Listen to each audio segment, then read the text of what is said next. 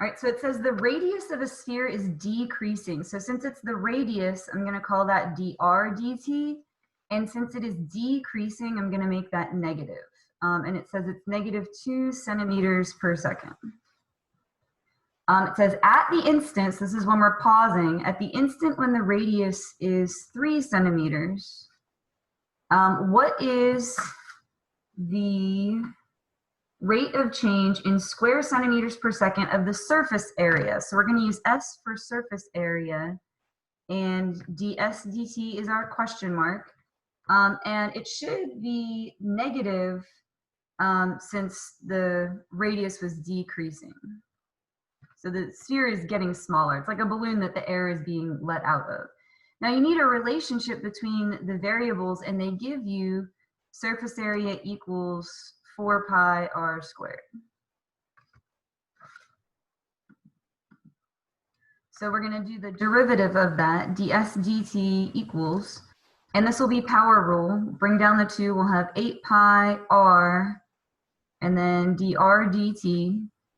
And then we're just going to try to plug everything in. I think they may have given us everything for this problem. We'll have 8 pi, radius is 3, and dr dt is -2.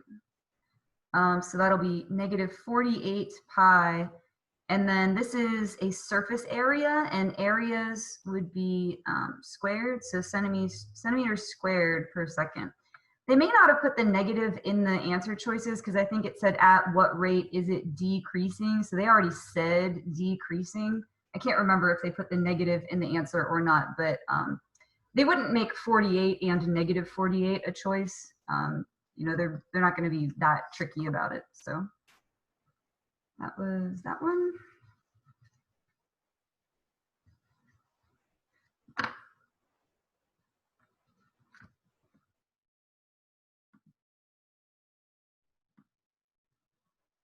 All right, so 3 says, when the area in square units of an expanding circle, so you have to picture a circle getting bigger, when the area is increasing twice as fast as the radius, all right, that means the rate of change for the area is twice as fast as the rate of change of the radius. So area rate of change is double the radius rate of change.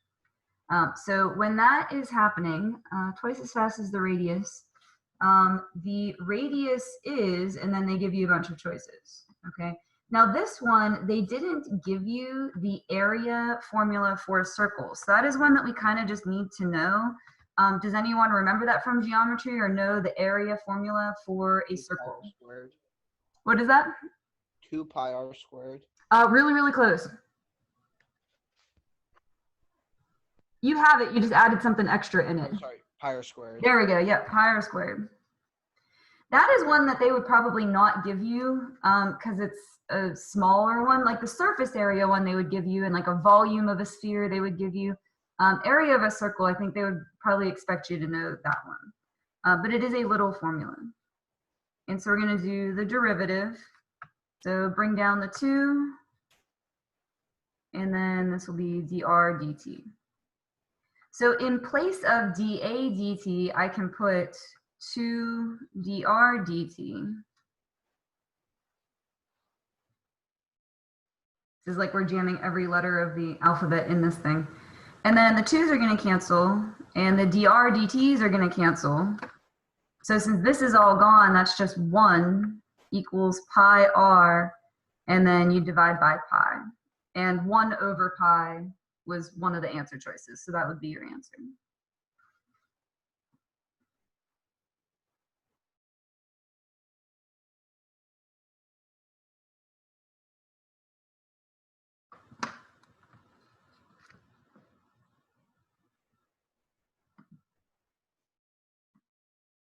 All right, now number 4.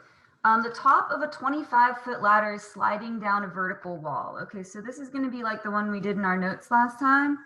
The ladder itself is not changing. It is 25 feet. So since that's constant, I can label that in my picture, but it's sliding down. So the other 2 sides are going to be variables. They're going to be moving. And it says it is sliding down at a rate of 3 feet per minute. So my dy dt is negative 3 feet per minute.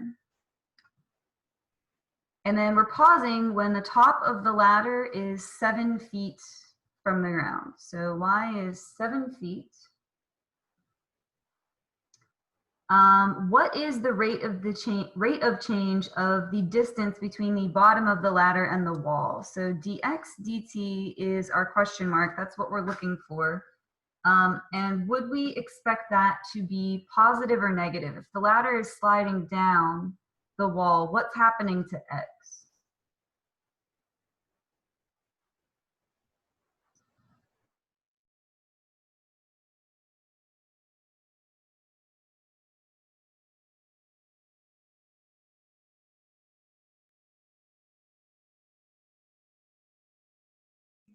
It should be increasing, right? Yep, exactly. Good. So this is going to be positive. The value of x is going to be increasing, so its rate should be positive because the ladder is sliding down like this. And that's why I like those animations that we looked at so much last time, because this is stationary. I can't like make my drawing move. So that's why it's nice to look at the pictures, the animations that can actually move so you can see it. Now this will be Pythagorean theorem. So x squared plus y squared equals 25 squared. And then derivative with respect to time. And don't forget, 25 squared is a constant, so that's going to be 0. And what I'll oftentimes do is divide through by 2. If I divide every term by 2, the 2's are just going to go away. It kind of declutters the problem a little bit. And 0 divided by anything is 0. Again, that's a personal preference kind of thing. I just sort of wanted to get rid of the 2's in there. And then we can start plugging things in. We don't have x, so I'm going to have to come back to that. dy dt is negative 3. Y is 7. dy dt is what we're trying to find. And then equals 0. So if you're missing something, go back to the original relationship between the variables and plug in what you've got. We've got that y is 7, and we want to know what x is. You can plug in 7 and work that out and do the Pythagorean theorem, but this is another one of our triples. Like the 3, 4, 5 triangle, this one is 7, 24, 25.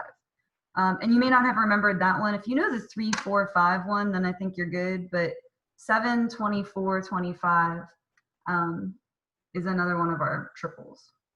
All right, now I would, kind of just move this over and then leave everything as is, but whenever it's multiple choice, they're gonna, make you work this out the whole way. So we're gonna have to actually do, 24 times negative 3. So negative 72 plus 7 dy dx equals 0. And you would add that over.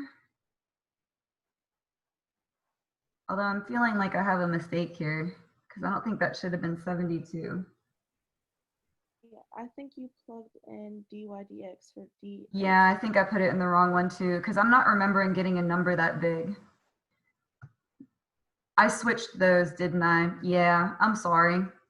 Here, let me fix that. There we go. This should be dx dt, and then dy dt is the negative 3. I'm sorry, I plugged it into the wrong spot. There we go, that looks a little bit better. I wasn't remembering getting such a big number when I did this problem earlier. All right, so this would be negative 21. We'll add that to the other side. It'll be positive 21, and then divide by 24. So those will both divide by 3, so 7/8 feet per minute. Let me make sure that was a choice there. Did I fix it right? Yeah, 7/8. Okay, that one was D.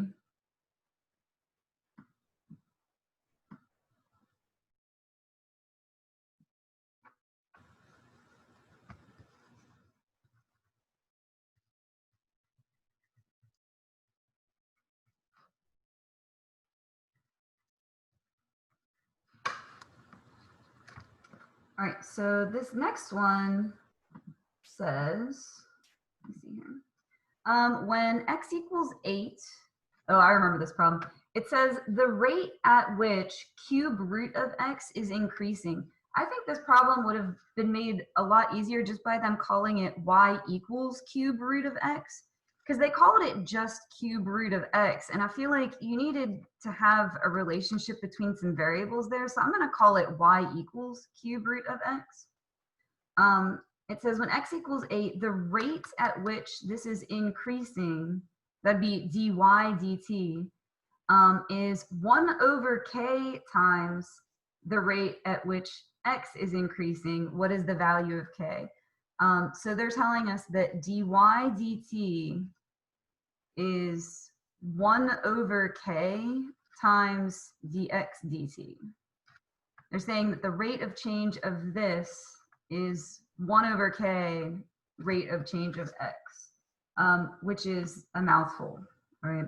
So let's go ahead and do this derivative. I'm going to rewrite it as x to the 1/3. So if we do that power rule, we'll bring the 1/3 down. And when you subtract 1, it's going to become -2/3, 1/3 minus 1. And then dx dt equals 1 over k dx dt. So the one silver lining here is that the dx dt's go away. And then I would fix this negative exponent. That's going to put this back down in the denominator, and it will be a cube root of x squared. And then what did they say x was? I know we had that. There it is, 8. So if we plug in 8, 8 squared would be 64. Cube root of 64 would be 4, times 3 would be 12. And then you can cross multiply, or you can just kind of set those equal, and we get k is 12. But I feel like them just leaving off like a y equals made that problem so much more confusing. I feel like if we had just made that a function, that would have been a whole lot more accessible, is my opinion. All right, and then the last one.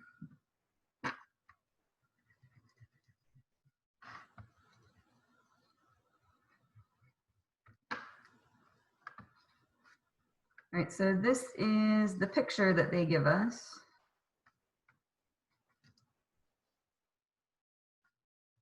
The sides of the rectangle above increase in such a way that dz dt is 1 and dx dt is 3 times dy dt. It says at the instant when x is 4 and y is 3. So just real quick, before I even read the rest of that statement, if x is 4 and y is 3, then we know z is going to be 5, because that's another 3, 4, 5 triangle. So at the instant when x is 4, y is 3, what is the value of dx dt? So dx dt is our question mark value there. So it's going to, again, be Pythagorean theorem. So x squared plus y squared equals z squared. And so that derivative will be 2x dx dt plus 2y dy dt equals 2z dz dt. And again, I would just divide through by 2. That's going to make all the 2's cancel, and that will kind of unclutter the problem here. And then we're just going to start trying to find some things to plug in. X was 4. And then dx dt is 3 times dy dt. So let me put that in there. Plus, what was y? Y was 3. dy dt equals z is 5. Gosh, I'm going to run out of room here. And then dz dt was 1. So let's see, that is 12 dy dt plus 3 dy dt equals 5. So what is that? 15 dy dt equals 5. Divide that over, we get dy dt is 5 over 15, which would be 1/3. Unfortunately, I feel like that's not what they were asking for, was it? They wanted dx dt, didn't they? All right, well, now that we have that, let's go back to this derivative and see if we can plug in and get this to work this time, now that we have all the information. So x was 4. And dx dt is what we're trying to find. Plus y was 3. And dy dt we now know is 1/3 equals 5 times 1. So these would cancel. That would just be 1. I ran out of room here, so I'm just going to kind of talk us through the rest of this. This would be 5 minus 1 would give you 4. So you have 4 dx dt equals 4. And so dx dt would be 1.